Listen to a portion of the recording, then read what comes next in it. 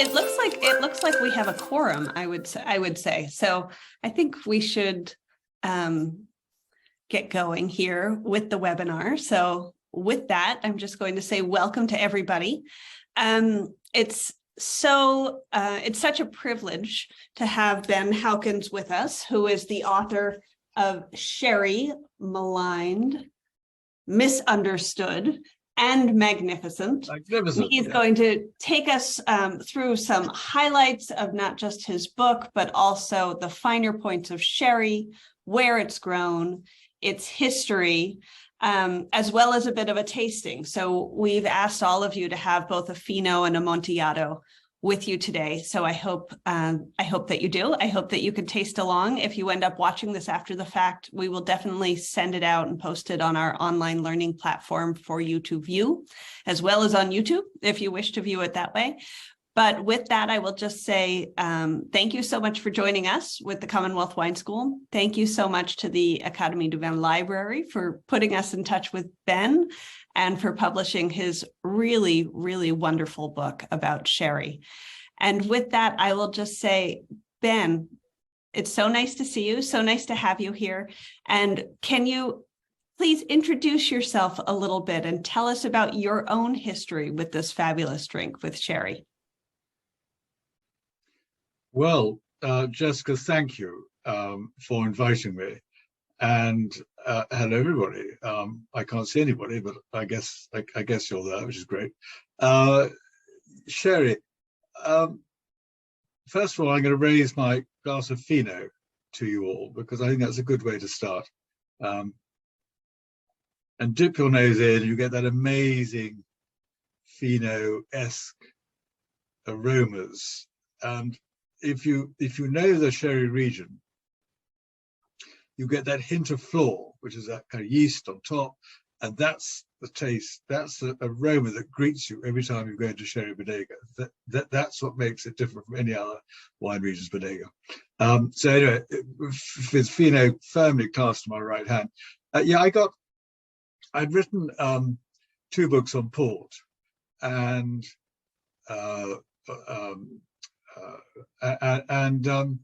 so somebody said, why do you do one on Madeira? And I couldn't quite work out Madeira. I love the wines, but I couldn't quite get my head around it. Then I happened to be in Jerez, and I'm a bit of a follower of trends around the globe, and found that sherry really was kind of off the wine route. And that worried me. And I looked at stats and looked at this and that and the other. And I really felt that sherry needed a bit of a boost. It's got a magnificent history, but it certainly is being misunderstood, and in many cases maligned.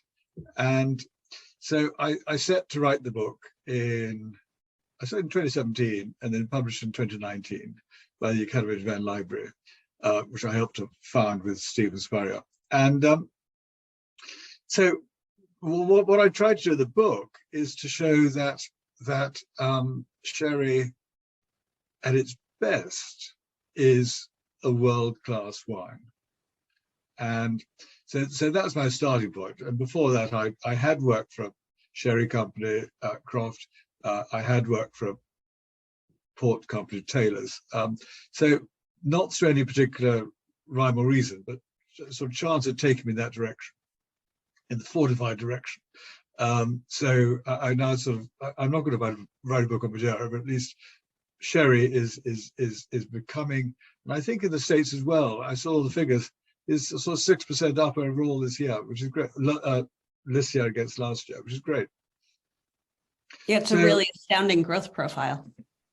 Yeah, I mean, I think when I worked for Croft in the 1970s, we launched a Fino in California, but it got lost in the jungle, and America wasn't ready for it then.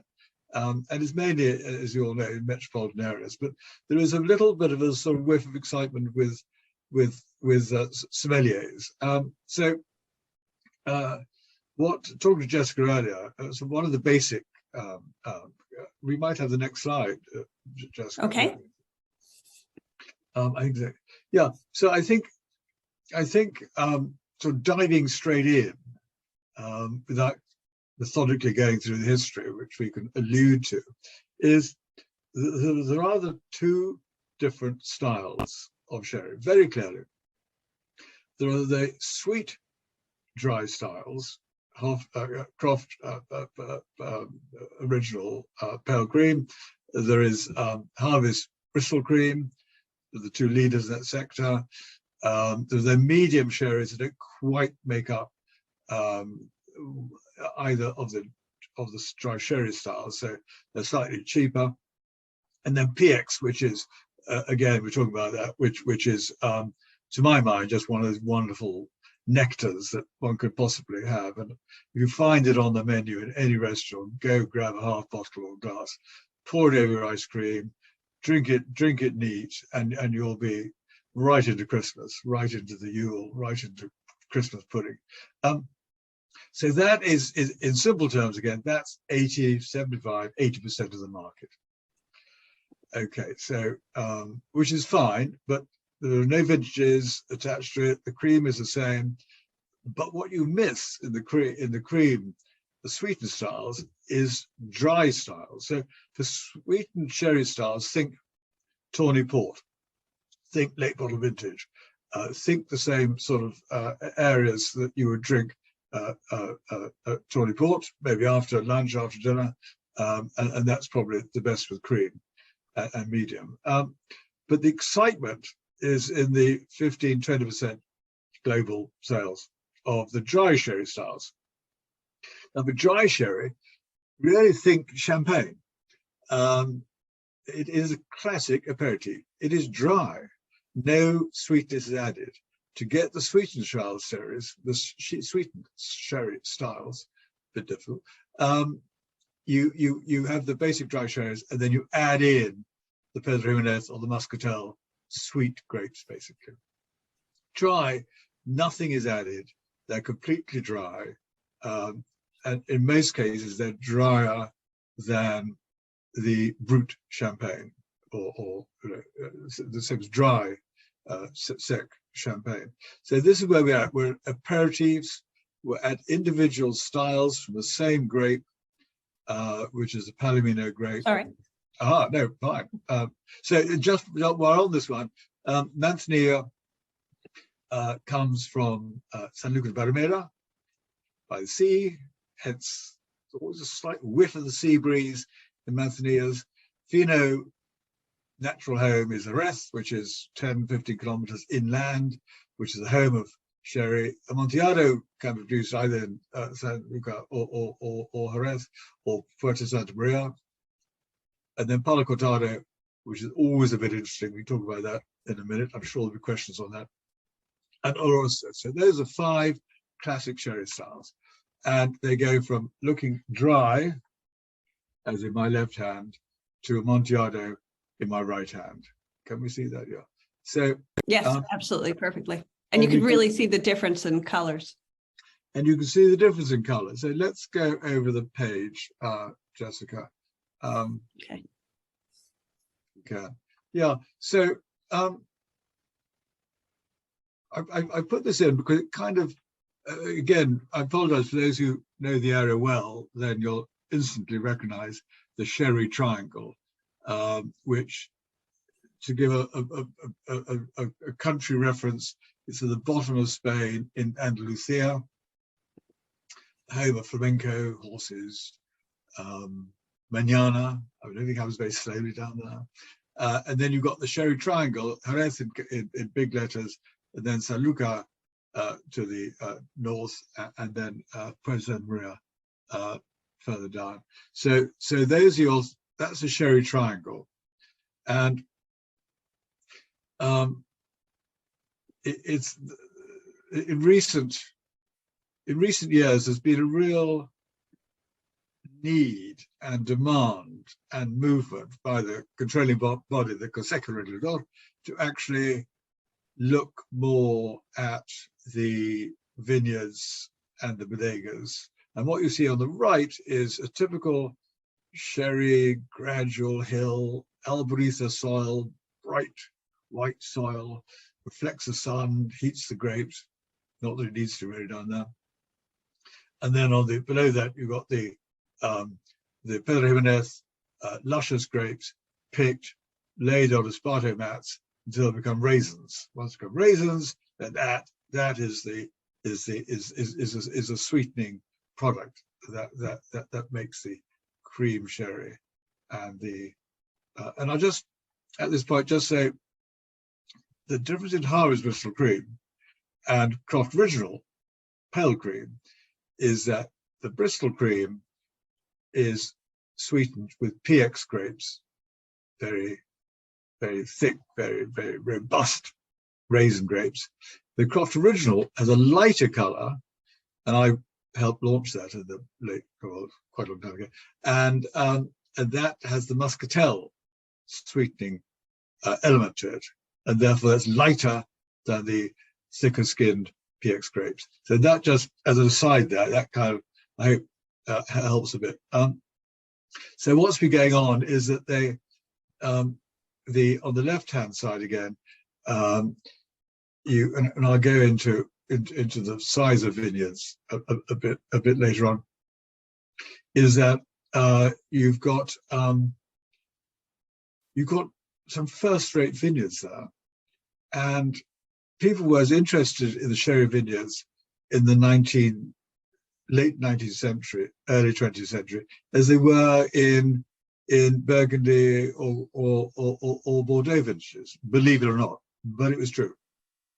So they've now created, I think that's 120 top vineyards, which sherry producers, bodegas, can actually use on the label.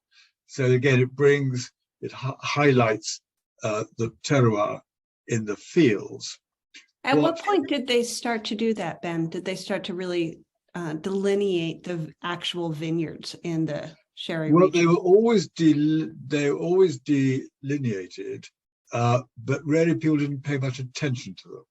And occasionally, companies like Valaspino did put on Macanudo on their labels, but they were firm believers in. Again, it's unique to sherry, is that in the bodegas, the cathedral-like warehouses above ground, where sherry is matured and the Solera system is in operation and everything else, they've open windows, and they believe there's as much terroir in the bodegas that influences the styles of sherries as it is in the vineyards. So that's again unique to sherry. But so the final sort of delimited area was done in 2015, so very recently. And they are, what do you say that? They are, you don't have to add alcohol, but it has to get up to 15 for Fino Manzanilla, which again, another of my mantras is that this is white wine. This is Fino sherry, but it should be on the wine list much more. Going to a restaurant, people should be able to buy a bottle of Fino Manzanilla. It's 15 degrees, and let's face it, quite a lot of New World wines, particularly, the white wines can be 14, 15 degrees. So that's another lobbying factor I'm trying to influence. And then they're planting a few more varieties, pre-phlox varieties, 7 of those whose names I can't pronounce and you've never heard of. So wait till that comes through. And then both the Fino and Manzanillas, aged for 7 years or more, can say so on the label. That is there. Ben, can I ask you a question? Yeah. We have a lot of our students joining us today, and a lot of them are WSET students of varying levels. Some are at level 1 and level 2, I see, and some are diploma students or level 3. Can you talk a little bit about the aging process for sherry in general and how it's different, the difference between the biologically aged sherries and the oxidatively aged sherries?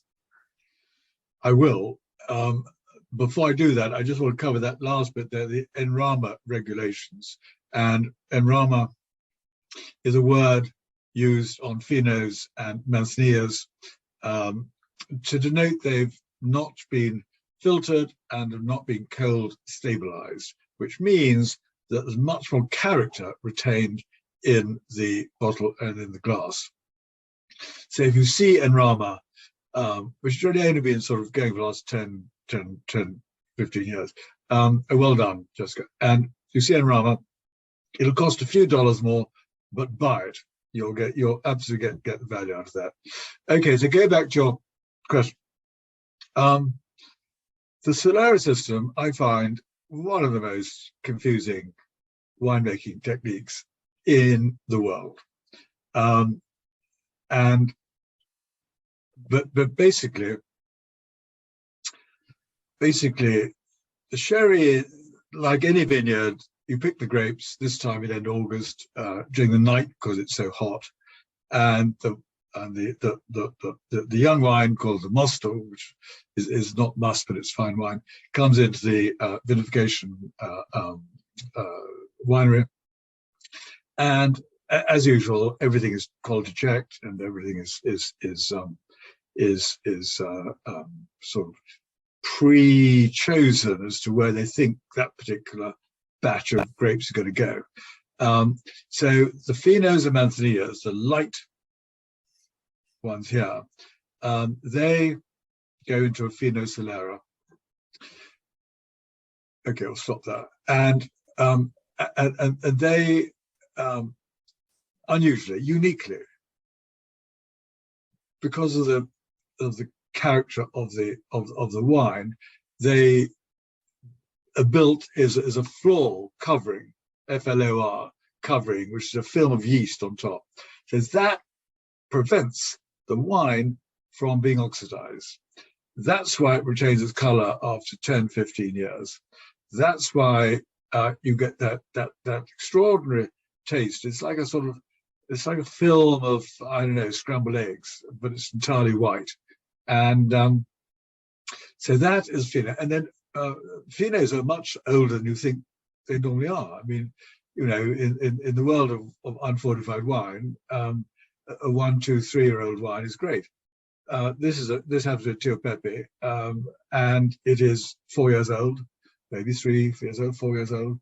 Sherries will grow. The Valdespino Innocente is 8, 10 years old. So that's the floor. You are choosing sort of lighter, more delicate grapes on that.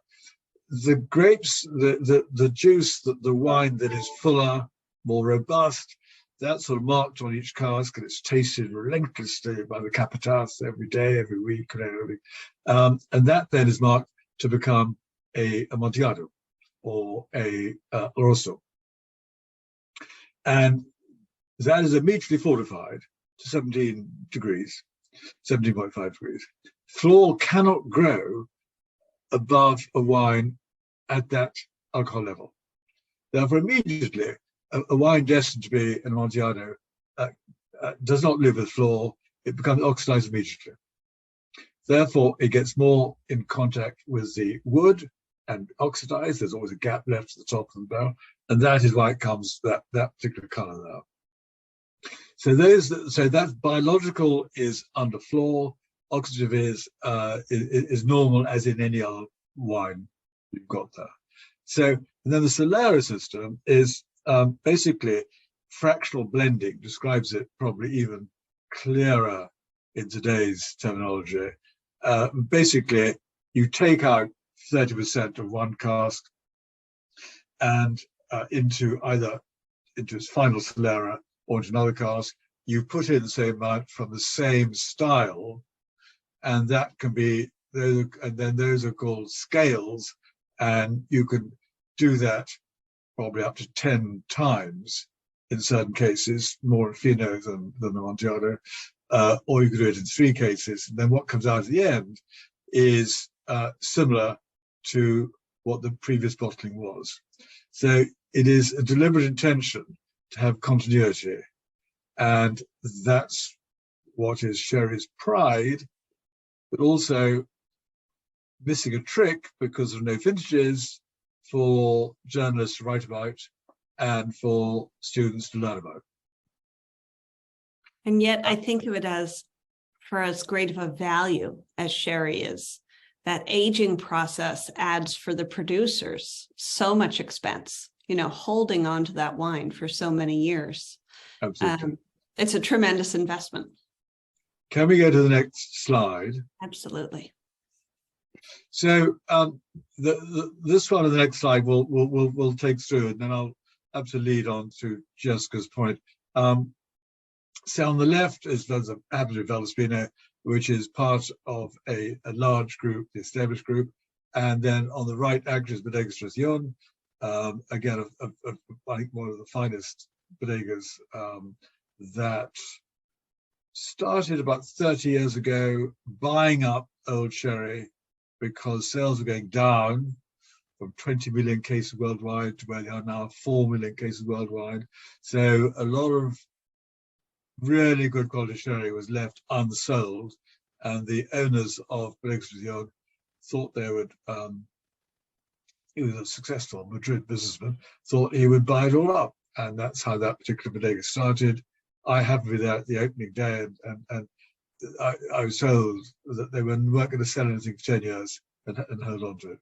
So that's what that is there. So these are bodegas, you can see airy, light, and it is really true that you can, and I've done it in the Barbadillo bodega near San Luca. You could taste, and they're huge, long, cavernous buildings. You can taste a barrel of exactly the same wine at one end of the bodega. You can then taste one in the middle and taste one at the end. And genuinely, I know this sounds extremely nerdy, and believe you me, you know, it is nerdy, but depending on where the windows are, and depending whether you've got the Levante wind coming from the Atlantic or Poniente wind coming over Africa, the drier, hotter wind, the sherry does actually change in cask. So that's why they refer to it, and why I think it's perfectly fair to call that the bodega terroir. Interesting. So let's go on to the next slide. I think that, yeah, okay. So just looking at these casks now, I mentioned that sherry sales being down regularly since 1980, stabilizing, marginally increasing, but basically it's a different scenario. So what happened in not only was it 20 million cases, but to fuel those 20 million cases around the world, there were 15,000 more hectares, that's 37,000 more acres of vineyards than there are today. And these were largely planted in the 1970s, weren't they, Ben? These were planted in the 1970s, and because of several reasons, but the people in charge of the industry thought the expansion was coming in a big way. There were lots of deals going on with 0% loans, the export helps, all the rest of it going on there, and so planting went on like mad, and the quality dipped, no doubt about it. So before we go to the next one, I'll just answer Jessica's point there, is that I think you can see the scale of the bodegas there. And so, yes, the average sherry is older than you think it normally is. They've got to be financed, as any wine has to be for aging. The oldest wines you get in, the oldest sherries are probably 100+ years. You get 8-year-olds, 60-year-old sherries. You get VORS sherries, 30 years old, VOS sherries, 20 years old. You get 15, 12-year-old. All wonderful drinks, and I wish we could taste them all together right now.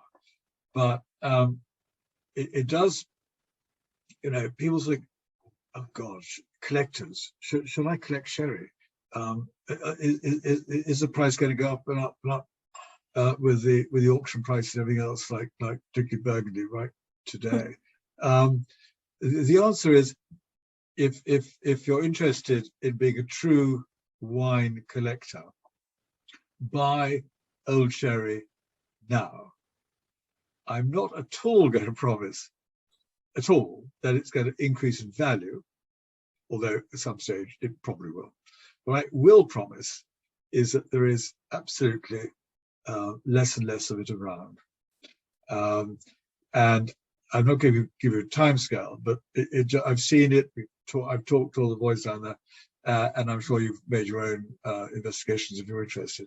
So if you get, it will stay perfectly lovely for years, decades in bottle, but all the precious wine is still in cask, and it doesn't get any worse. It probably gets better, because the water evaporates more quicker than alcohol, so it gets more intense, and that's why you get this really absolutely most tingling old Amontillados and Palo Cortados and Olorosos. And now, I love that idea. Well, and now the man, I forgot the man, and I'll talk quickly through this man because he's so awful, and he's dead, which is great. But he's still got 6 sons who are in jail, which is a pity, or good they're in jail. This man is Jose Maria Rios Mateos. When I launched the book at Jerez, and I devoted a chapter to this guy here, because I'd showed the draft to Hugh Johnson, my friend, and you know who he is. And Ben, you got a villain, a real villain in the story, you know. And so I mentioned it during the launch in Jerez, and people were scandalized because he's actually been taboo. Nobody's able to talk about it because he is the man who really screwed up the entire sherry industry. He famously bought 3 banks a day. He famously did a 99-year contract to supply Harvey's Bristol Cream worldwide, which gave him the legitimacy to borrow as much money as he wanted to from the banks. He planted an extra or bought companies who in their turn sowed another, planted 15,000 hectares, 35,000 acres, all of which is scrubbed up now. So that's why the sherry region has gone through a huge downturn.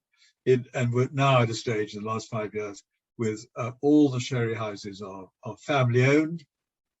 The big corporate companies have left, and the quality is increasing. But it's just, I think it's useful to know why sherry kind of went like that. Sorry, went like that, and then just went down steadily downhill. So there we are. So look, shall we go to the next one? Sure. Can I ask a question about the villain before we advance? So when we think of the history of sherry, which at least goes back to the Middle Ages, right? And then through the era of, I guess, colonization, you have these big sherry companies being set up, obviously in Spain, but also in England. How was it that this one person in the 70s, and remember now we're still in an era at this point where there's a dictatorship in Spain. How was this one person able to amass this kind of power? Yeah. I mean, there's a king in Spain, I think, but so I wouldn't use the dictatorship quite as strongly as connotations are elsewhere in the world. But to sort of go beyond that is that I mean, you're right. This one man was, at his height of his powers, was more powerful than the prime minister of Spain, or the president of Spain, or the government of Spain, and he was a cross between sort of Bernie Madoff in your country and Rupert Maxwell in our country, of larger than life crooks who, and you get these, you know, every few years the populations just throw out these odd people there. But what he did do was he bought 7 companies of leading names, the Riva, Willington Humbert, a whole lot of names that have now disappeared there. And everybody joined in. It was like a gold rush because everything had up to minimum price. So everything was very cheap in the marketplace. It was before white wine had really established itself as a wine by the glass. And before sparkling water was considered something you could have quite happily as an aperitif. And so the big aperitif was sherry. Port was after dinner, sherry is before dinner. And you know, that's where we were. And so what happened was that he was I mean, I think he owed 2 billion euros.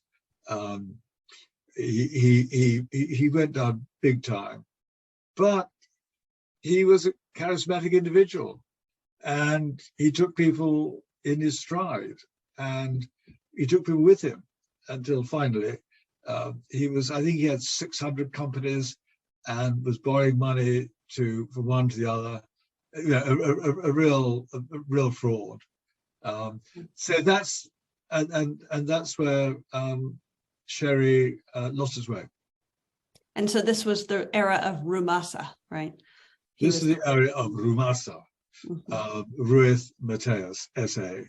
Rumasa. Spanish is very good at getting their surnames or names into acronyms. So that was Rumasa, the busy bee. And considered infallible, and it was like a great juggernaut driving through everybody and everything. So, which did a huge amount of good for sherry in one way, because you know there were 20 million cases being sold around the world, but that 15,000 acres have now been hectares have now been sold off, returned to very successful fruit farms. Really, you get 2 crops a year down there, and so sherry is now, cream is still 70-80% of the market, but as I say, the exciting thing is the 50-20% of the market, and each of the styles have their individual characteristics, and so that's a platform really, which I hope and think will jettison sherry into being considered a proper world-class wine. Yeah, if that makes any sense. Absolutely. I think also, coming out of this period, which was actually quite a while ago, but coming out of this period, we have so much excitement in the market right now about what these companies are doing, these family-owned companies are doing with their wines. I think that's right. And can we go to the next slide? Absolutely. I don't like looking at that man anymore. Okay, so well, between slides here. I think that the dry sherries have caught people's imaginations, and they are 15 degrees alcohol for phenolphthalein, and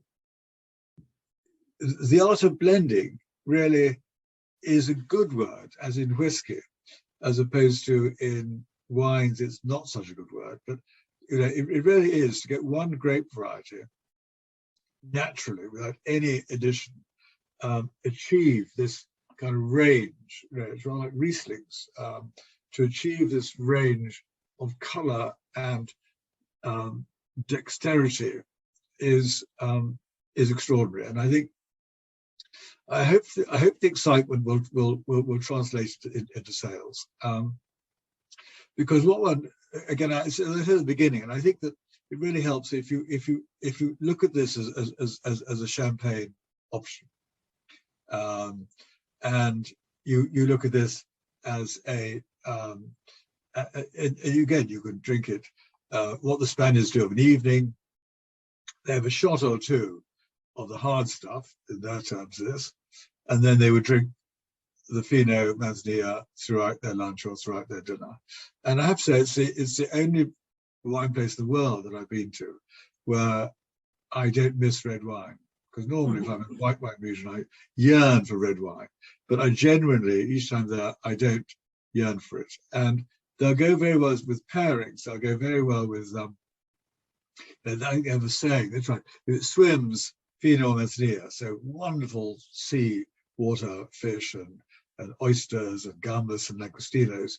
It's absolutely made for that. And then if it flies, it's a partridge, a pheasant, then the Amontillado or Palo Cortado. And again, I was having lunch with Hugh Johnson the other day, and we had sausages in our club, and he said, let's have a glass of Palo Cortado, and went perfectly well, brilliant. And then if it walks, beef, cows, pigs, then the Oloroso, the slightly fuller wine there, and that's right, PX over ice cream. I mentioned that, and then the cocktails again. I mean, sherry cobbler was invented in the States in 1820, 200 years ago, and that recipe was very simple. It was sherry, sugar, and crushed orange. So you're making me hungry. So that's it is, and I think that what I'd love to hear is people's experiences of getting into sherry, because I think it's quite a lot of it. Oh God, I don't want to drink sherry because that's what my parents or grandparents did.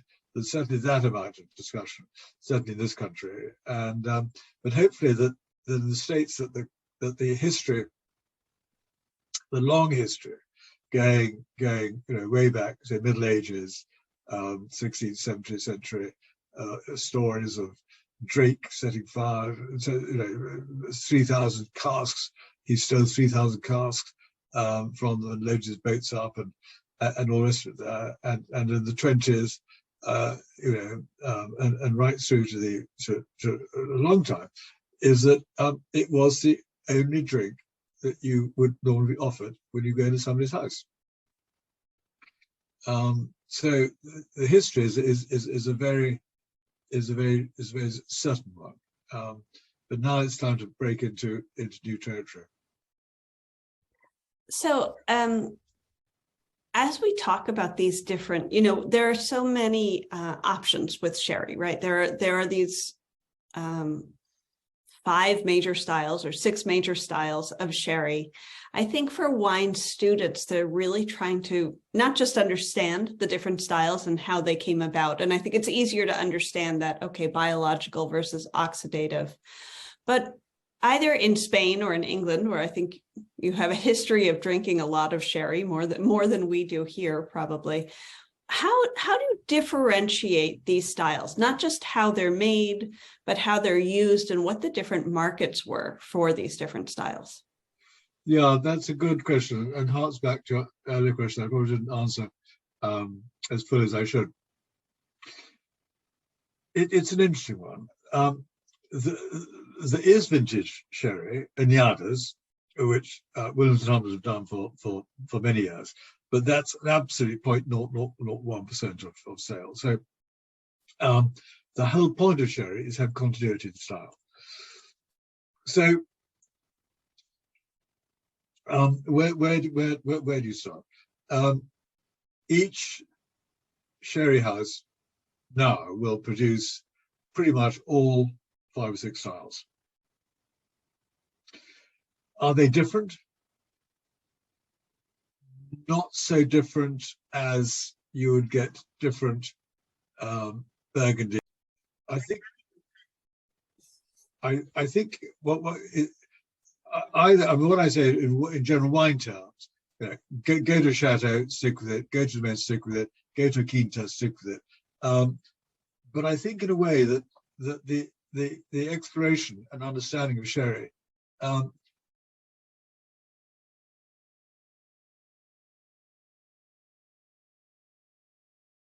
I think, if you like, again, I'm not sure I'm answering the question, but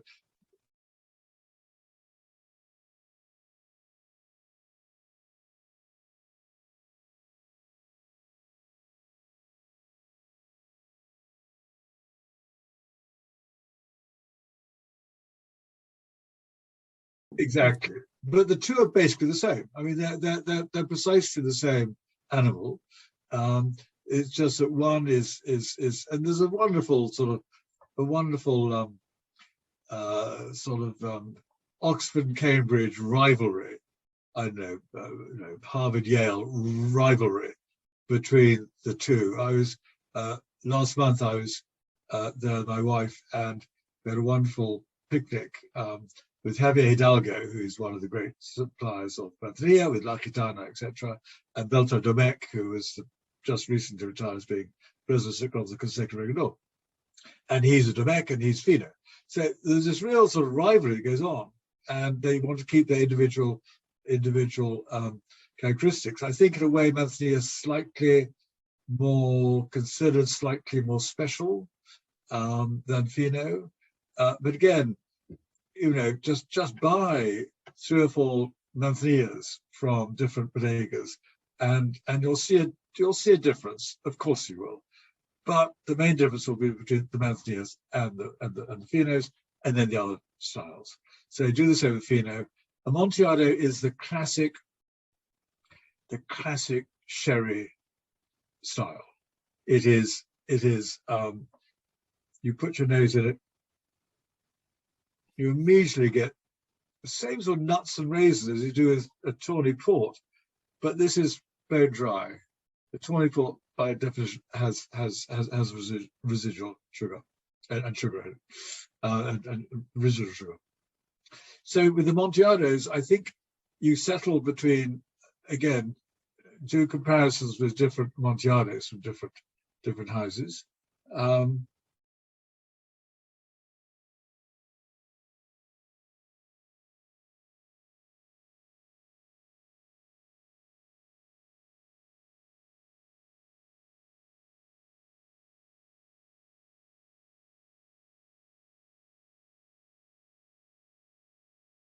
The sort of the sort of rabbit out of the hat is a Palo Cortado, which again, in my humble view, is gaining a bit of notoriety because it's always been portrayed as a magic wine that sort of God makes. It comes along, and you never know how it's going to make, and all the rest of it there. And it is very difficult to explain. But basically, for whatever reason, out of 50 casks lying exactly in place, one may be slightly, Fino Manzanilla may slightly losing its floor earlier and take on other characteristics depending on the vintage. And so it really is, I think it's 1 in 1,000 casks historically have had the epithet Palo Cortado, which means sort of one cut. But now Palo Cortado has got the notoriety, and so now a lot of bodegas are openly blending a Fino with an Amontillado, and that becomes Palo Cortado there. So Palo Cortado has a kind of a slightly different, not such a straightforward taste as the Amontillado or the Oloroso. It's slightly odd man out. It's slightly, if you want to impress somebody, give them Palo Cortado. We better drink it at home. Do you think it's losing its quality now with the bodegas blending Fino with an Amontillado? Yes. I mean, I think it has. They're all reaching now to really define their own styles, which the value in any bodega that you buy of any sherry house you buy is absolutely in its Solaris, absolutely in its stock. The price of land, I won't even mention what it is, but I mean, it's so far adrift of any other wine producing country. You can buy a hectare for 2.5 acres for 20,000 euros.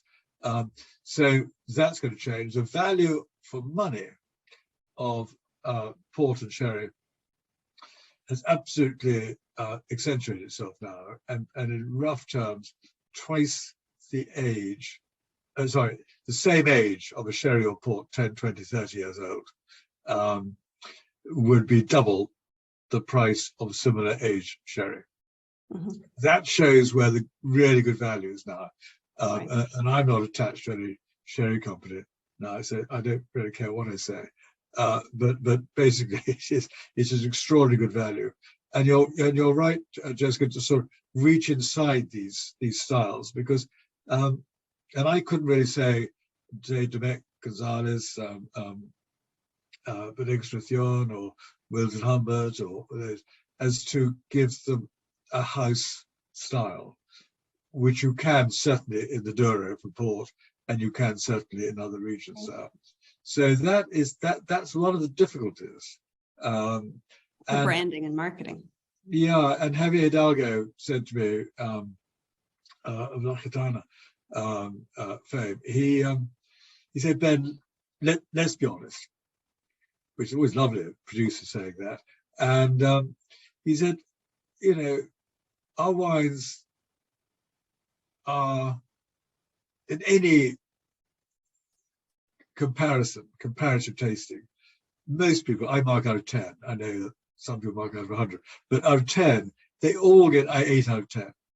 You very rarely would dip down, because they're all, it's a continuous taste profile. You don't get the vintage variations, right? And therefore, you know, they're all at the top, at the say 90 points plus. You know, they're all at that. They're all at that kind of level, which again makes it difficult for journalists to suggest one rather than the other. So it is there is a marketing value there, but you know, but I go back absolutely to just try them. They're not expensive, and taste them. And for any students, you know, is that actually the real reason why I decided I had to write the book. I was sitting next to a master of wine. He'll also be a vintner scholar, which I was a million years ago, and which gives you free rein to go around Europe for several months with introductions to the best places. It's quite fun to do. And I sat next to this lovely girl, and so I said, gosh, so when you were in Jerez, who did you visit? She looked at me, again, vintner scholar, master of wine, Jerez, I've never been there. And that really shook me, as much as one can be shaken by these things. And so that actually was the catalyst that got me writing the book. And to try and get sherry away from, you know, almost a sort of martini kind of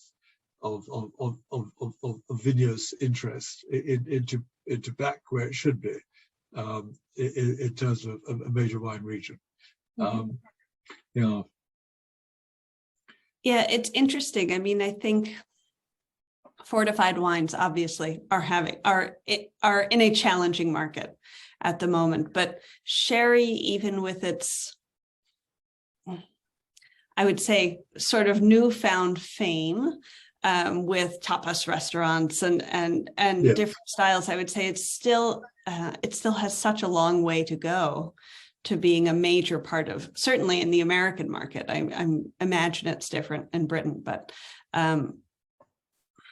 considering the quality of the wines, it's a tremendous value. But also there's this fear that it's not present enough, I guess, in our discourse about wine. No, I mean, I wouldn't disagree with that. I mean, Japan is a good market. They're very good at precision, and what you get in these sherries they're very precise taste there. And so they love that, you know, they love that doesn't necessarily help the US market. I would love to sort of find a way. Ready to drink cans are available. The cocktail market is kind of helpful for the main ingredient not to be a spirit at 40%, but to be a wine at you know 17-18%. So that's going on. Spanish chefs continue to I think pioneer certain dishes, and that's helpful with cocktails. But how I don't know. I mean, I think again, it'd be fun to see how many of those interested actually like this stuff. Because if you don't enjoy finos or Montiatos, then it's never going to work.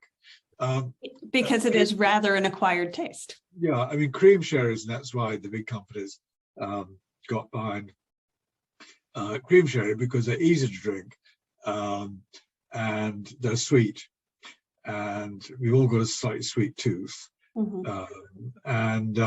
It's a classic, in this country, classic Christmas gift to the aged relative, a bottle of Harvest Bristol cream or Craft Original, and that's been going on for years and years and years. So we are into new territory. What's exciting is that people are beginning to invest in Jerez. Peter Sisek of Pingus fame in Ribera del Duero, he's just a couple of years ago invested in Bodega, and I tasted through with him there, and every single butt he's tasted every second of the day, and he determined to make the finest white wine in Spain. Fantastic. That's it. He's making good wine, brilliant wine in Belladoro, and he's come down. I've known him for years before he started that, and but it's great to get that kind of influx coming in. So there are new brands coming up. This the Fino is a Seco, where are we there? Which is a new sherry company, and so this is good. And they're experimenting with dry Pedro Jimenez and lots of experiments going on, but the core of the sherry bodegas, the core is the Finos and the Amontillados. And again, if we get more Finos and Amontillados on wine lists in, I suppose, top-ish restaurants or trendy restaurants, then again that gives the consumer a wonderful chance to enjoy something which either he's never tasted before, or he's only tasted when he's been to Jerez or to restaurants specializing in tapas. Right, exactly. So there's a huge amount going on in Jerez, but basically it's the consistency which is going to be Sherry's great sort of revival. Consistency of really old sherries. We have a question from Anna here in the chat, I think very much referring to the idea of food pairing. She says, what are the recommended sherry pairings for non-meat-based tapas and dishes, such as dairy-based, like tortilla española versus the olives versus vegetables or mushrooms? Where would you go with that? Yeah, I mean, I'm rather odd, I think, in that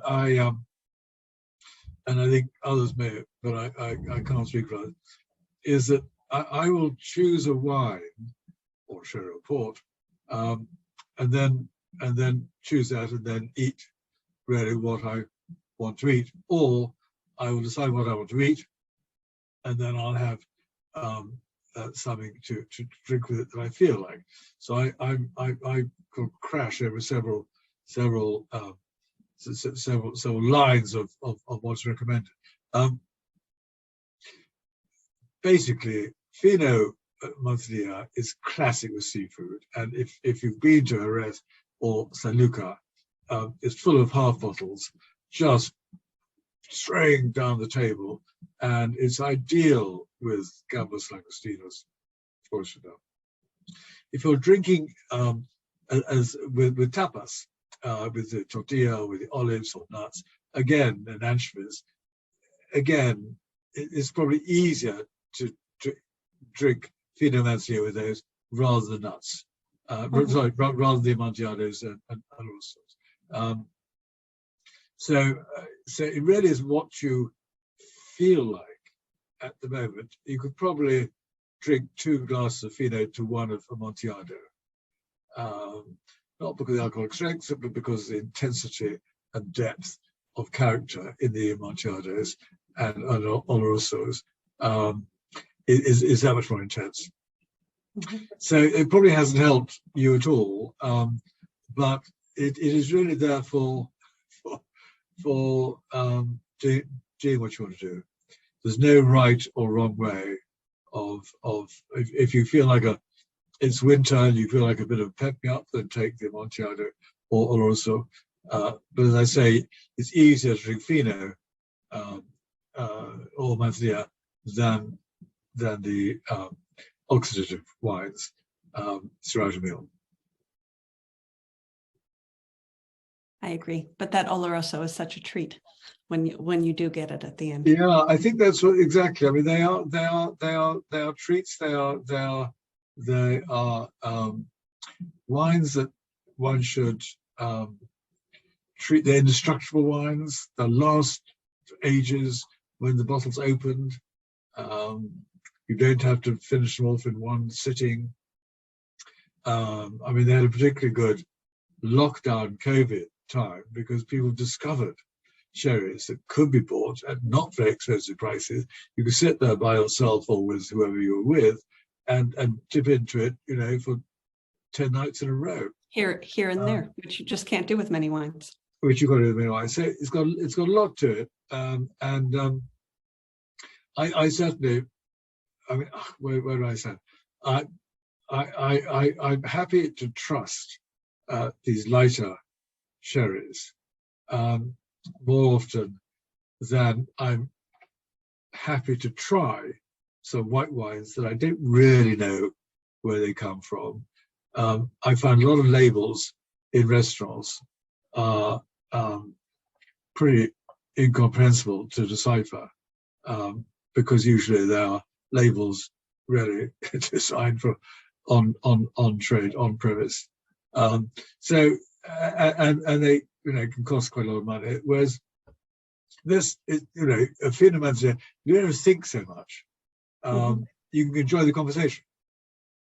I think we have maybe a problem in the US that I wonder if you don't have in Britain compared, you know, when we talk about Fino and Manzanilla sherries, which is that because they're slow to move in a wine store, many wine stores, they tend to sit on the shelf. And so they can get an air of staleness around them. You know, by the time they're sold, they could be a couple of years old in the bottle. And I can't imagine that helps their reputation here, you know, to not have that fresh and lively flavor that you would. Well, no, I mean, you're right. Hopefully that was yesterday rather than today. That's why in the 80s and 90s, they started to really strip the character out of Finos Manzanillas because they needed to cold stabilize and to filter more. And so they would last longer on the shelf. Right. So that's one thing. Secondly, that most sherry in Jerez is drunk in half bottles, even though the turnovers are very quick. Half bottles, because half bottle you can just demolish in minutes happily, and it's a good size for that. And that's where Enrama came in a way, producing very limited quantities to tailor the demand, so they wouldn't have their non or less filtered wines hanging around for ages there. So it's a question of supply and demand there, and a lot of how can I say it? A lot of Finos that are older Finos, whether they're 10 years old or older, don't put Enrama on the label, right? But they have less filtration than most generic Finos Manzanillas do. Again, to quote Tradición, when I was talking to him about it, we don't put Enrama on any of our Finos because they're all, as Enrama says they should be. So again, the higher up the scale, the better value you're going to get. But it certainly did impact on the image of sherry, and nothing's worse than finding a dusty bottle of Fino in some godforsaken bar in the middle of nowhere just when you want one. that is. I think that's pretty much gone now. I like to think so. Yeah, I'm afraid it's still. Is it? It's still, I think, largely what we get here, which I think is really doesn't help the market, or I think certainly doesn't help the pheno market. That's interesting. I hadn't realized that was still happening. I think again, I think it's different in an urban area, but I think these bottles can sit on the shelves of some wine stores sometimes for years, and then by the time you get it, it's hard to be excited about it. Yeah. No, that's not good. But no, we I think now, as I say, generally in the UK and around the world pre-COVID, is that I really never experienced that. Okay, I was probably mostly in urban areas, and probably in places that probably had a better turnover. Not necessarily so, but I would like to think that that's behind it. If not, that's bad news, and the producers need to be told about that. I agree. And either get a different distributor or whatever it is there.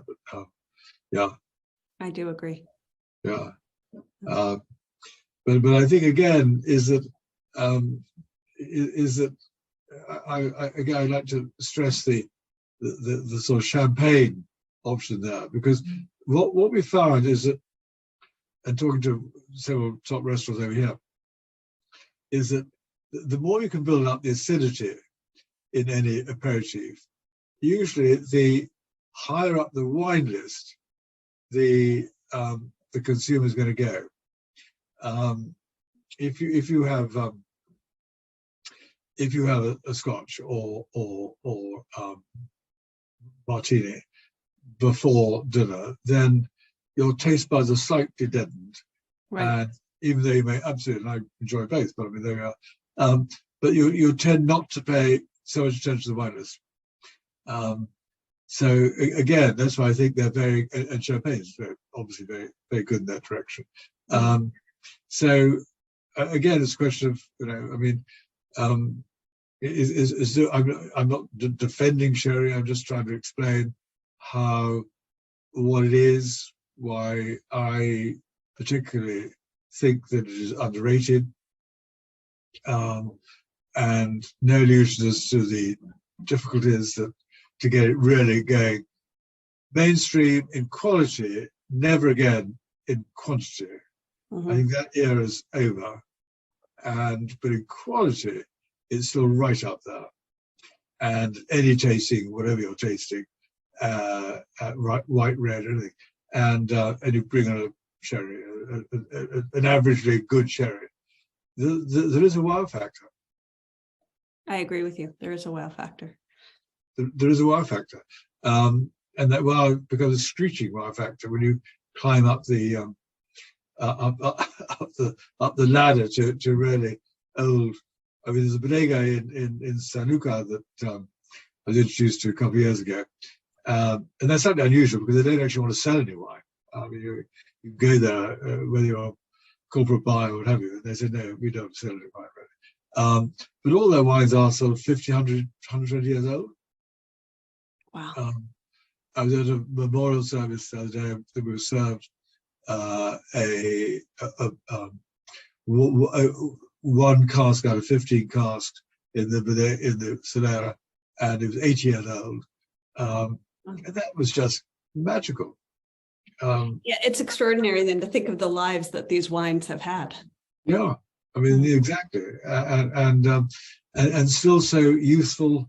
An old port of 80-year-olds, you can sort of tell that it's maturing beautifully, but looking like your favorite grandmother or that sort of thing. But 80-year-old sherry is still a sprightly youngster. It's you've got their wonderful intense taste characteristics, but in terms of being lively, it's right up there.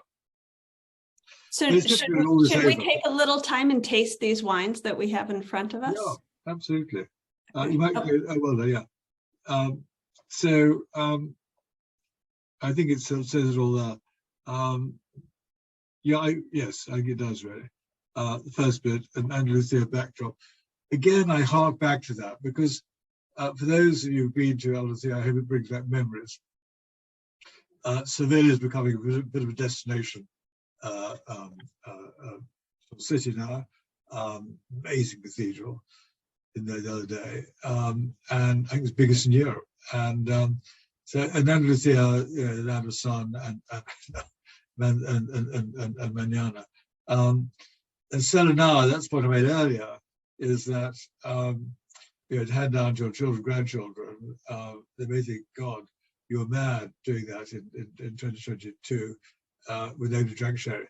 But, leave it another 10, 20, 30 years, and it'll be a little sort of treasure trove. So that's what I'm saying now. I'm saying sell it now, not that it's going to, dramatically increase in cash terms, but you have it there.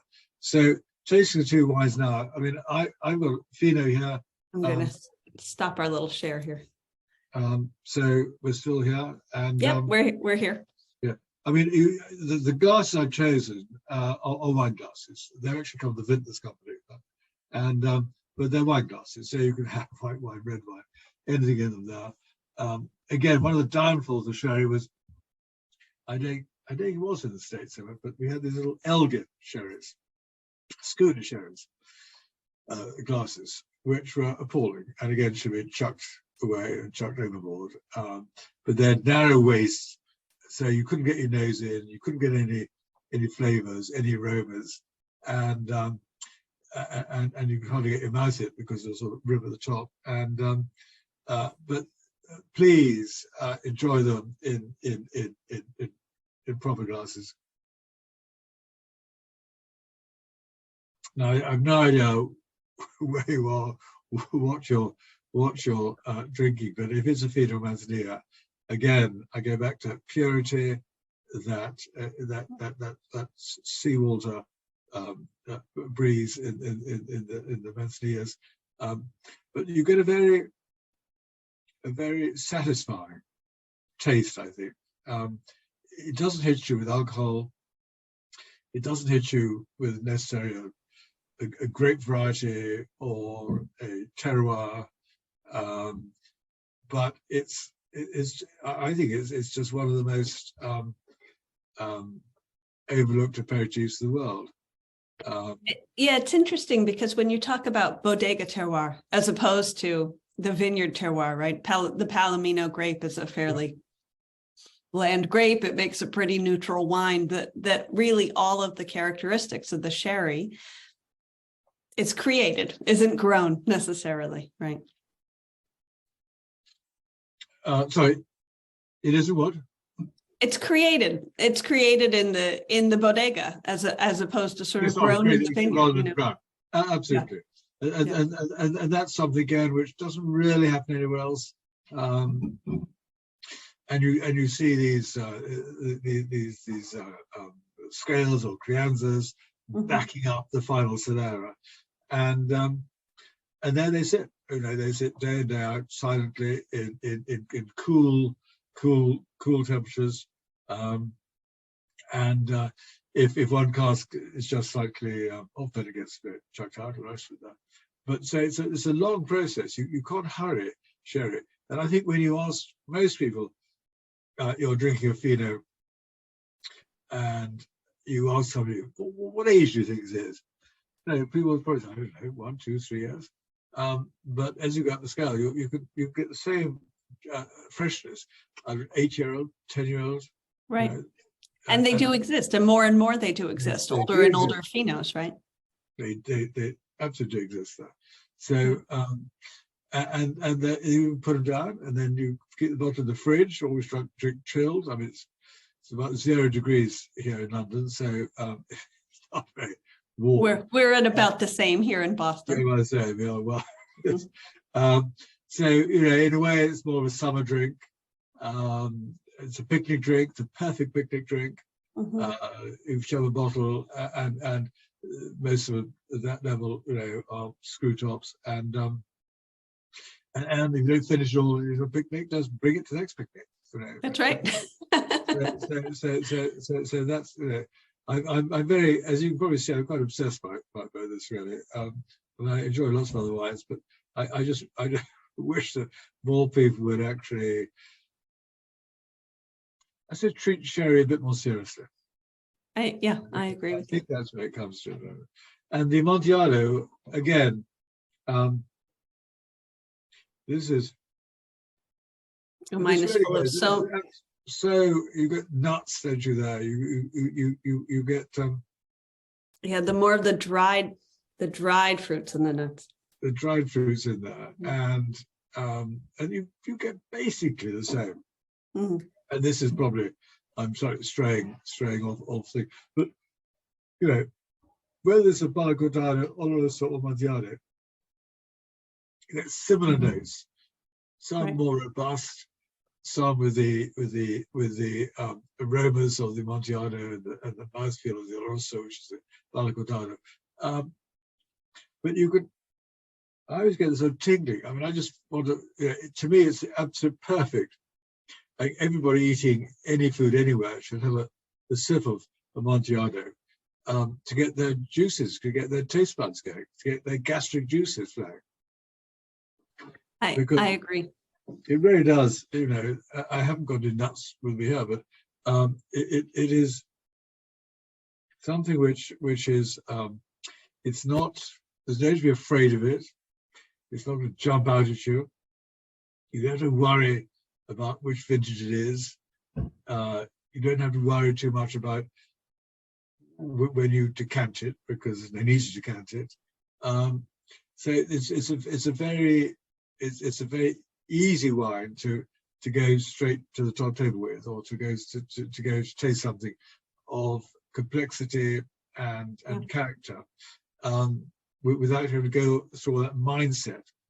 And incredibly food friendly. And I think, to go back to Anna's question about, what do you eat with sort of, your dairy product like tapas, I would say, wow, this Amontillado is kind of perfectly complementary to some saltier cheeses or hard cheeses. Absolutely, the Manchego cheese, absolute classic there. So, so by itself, yes, and equally with sort of food pairings.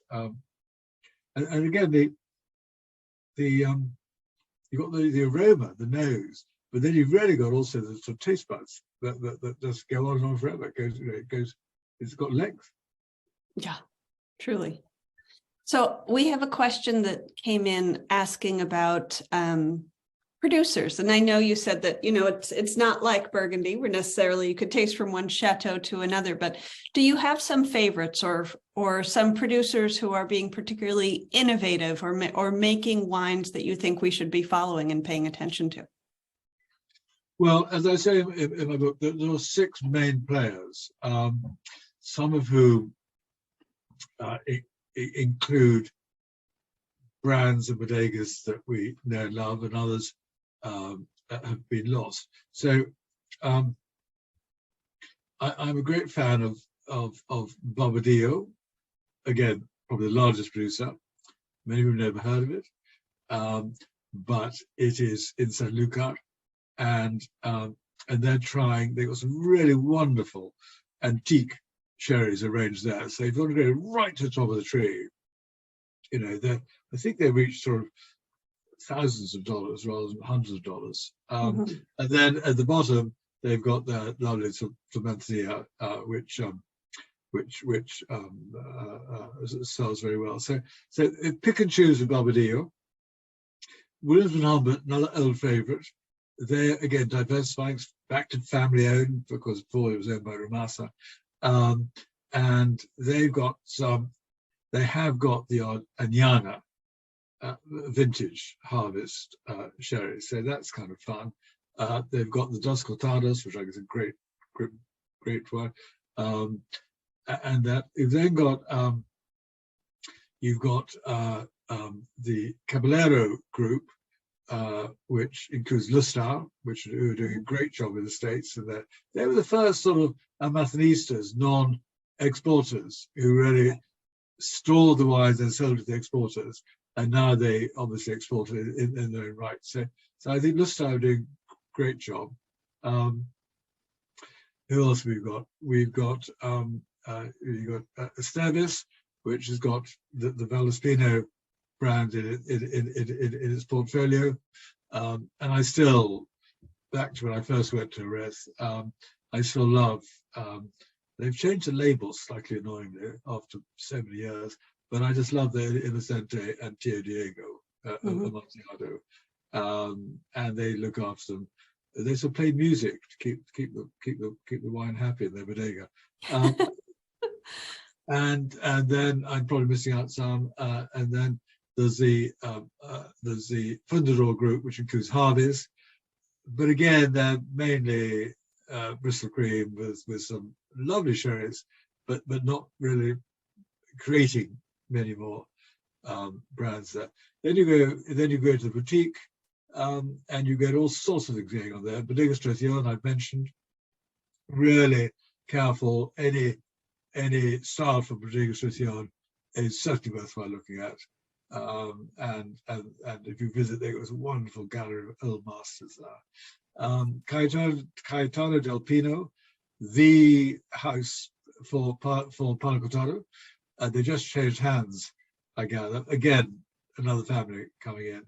But that probably is a go-to Panacotado. You're drinking, I know, the Maestro Sierra, again, wonderful small boutique bodega.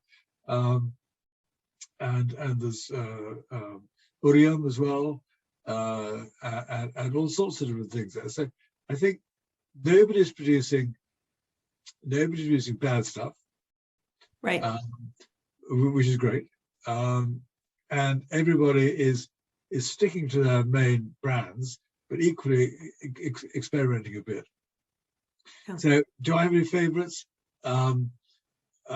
My eyes light up with certain bodegas because either I know them very well or I've had particularly good starts from them there. But that's an invidious. But I've mentioned most of the ones I think that I would feel very comfortable in exploring further. There's a lovely bodega in Puerto Santa Maria. They used to have 50 bodegas in Puerto Santa Maria. Now they've got 3 left. Amazing. Coliseo is the name. They're absolutely family run to the, they real father and daughter bodega. So that's kind of fun. So to that point, the reduction in the market. Obviously, you're a huge promoter of sherry, of course, port as well, but you're a huge promoter of sherry. Do you feel that the Consejo Regulador is doing a good job of marketing internationally their product? Have they gotten better? Are they at the point where they're starting to succeed, or is there a lot left to be done, maybe?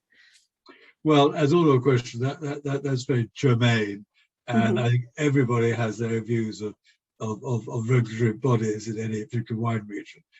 Cesar Saldana has taken over Beltran Domecq, and he's been there a long time, and he conducted the review I was saying earlier of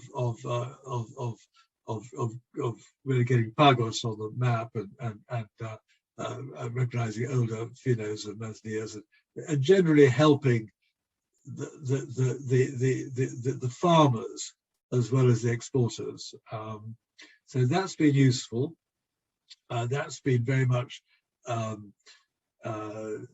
demanded for years. More of the farmers who need to be kept happy, they need to be paid the right amount, continuing after their vines, and the low prices we talked about, that's never easy.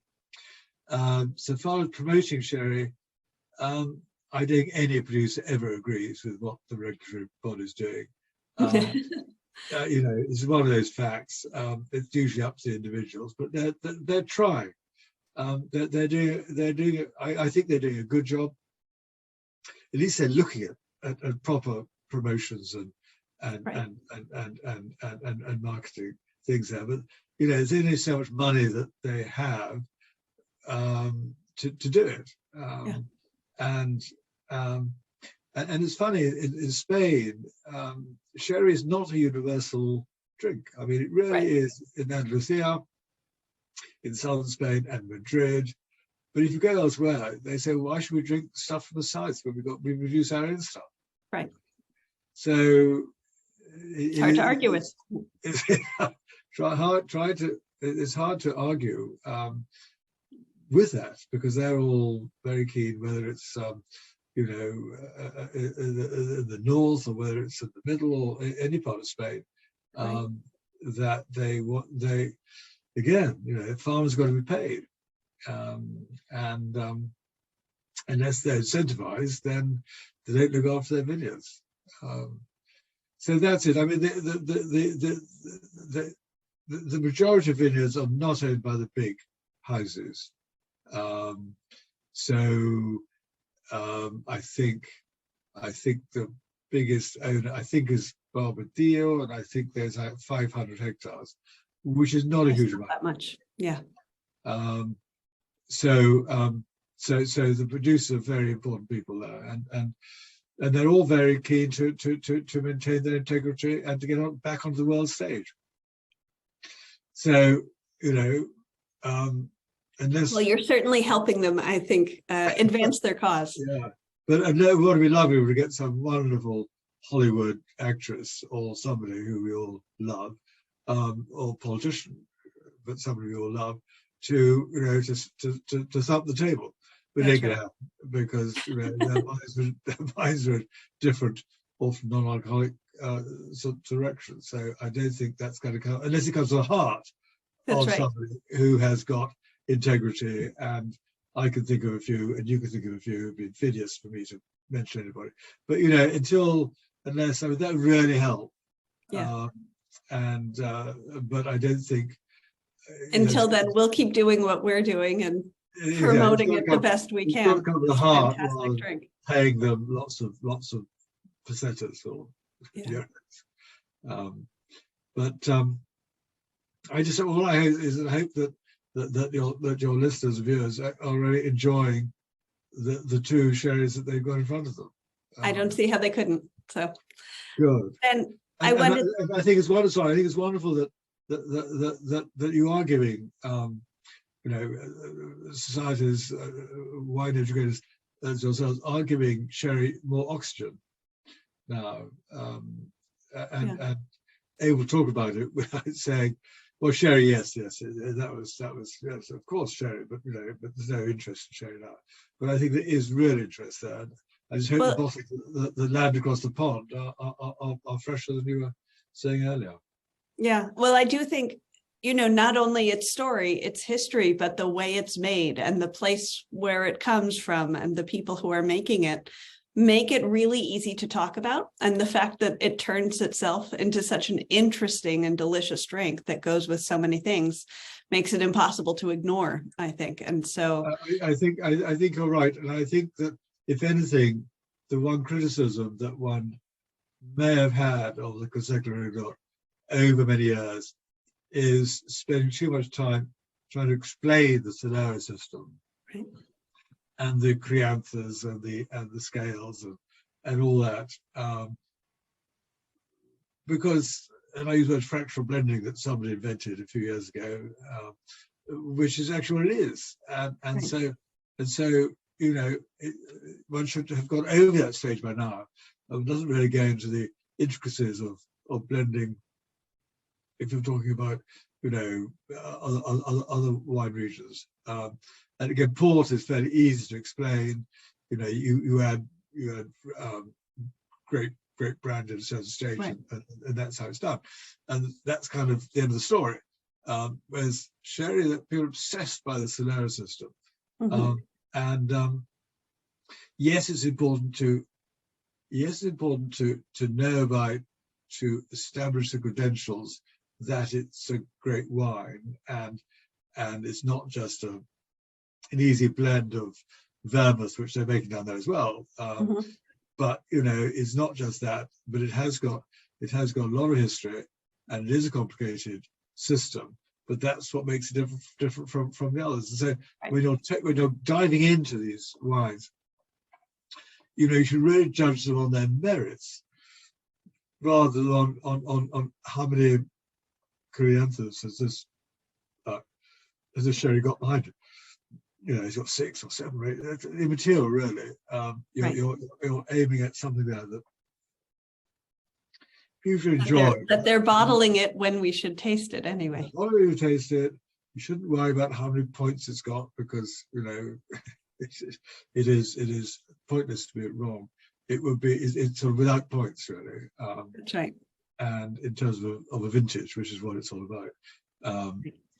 And I understand points. Right? They're very good, very good signposts for people who don't or didn't normally drink wine. So that's good. But, you know, let's just drink the wine as it is. And if people are offered these wines, then they can make their own minds up. Yeah, as I to agree. which they prefer, and they can find their own nuts, their own fruits and nuts and everything inside there. What I really want to do is just to put these in front of more people, and not be scared of it. Don't think it's down market. Don't think it's out of reach. It's well within reach in terms of dollar terms, and my guess is anybody broaching these for the first time would have their own wow factor. You know, they may not totally. It may not be to their usual taste of it might wine. not be what they're expecting. Exactly, because the answer it won't be, because it is unique as a product. Yeah. Well, Ben, thank you so much for spending this time with us, for talking to us about sherry, for sharing your ideas and your thoughts and your knowledge. And I know a lot of the people who are here already have this book, but you can get it from the Académie du Vin Library. You can get it from us. You can get it widely online. You should get it and read it. It's really fantastic and a fun read. Thank you so much. Thank you, Jessica. And I really enjoyed it, and certainly enjoyed the wines. Me too. Have a great evening, and hopefully we'll talk to you soon. Lovely. Fantastic. Take care. Okay. Take care, everyone. We will post this online. Everyone will get an email from us, and we hope to see all of you soon as well. Take care. Okay. Bye-bye. Bye.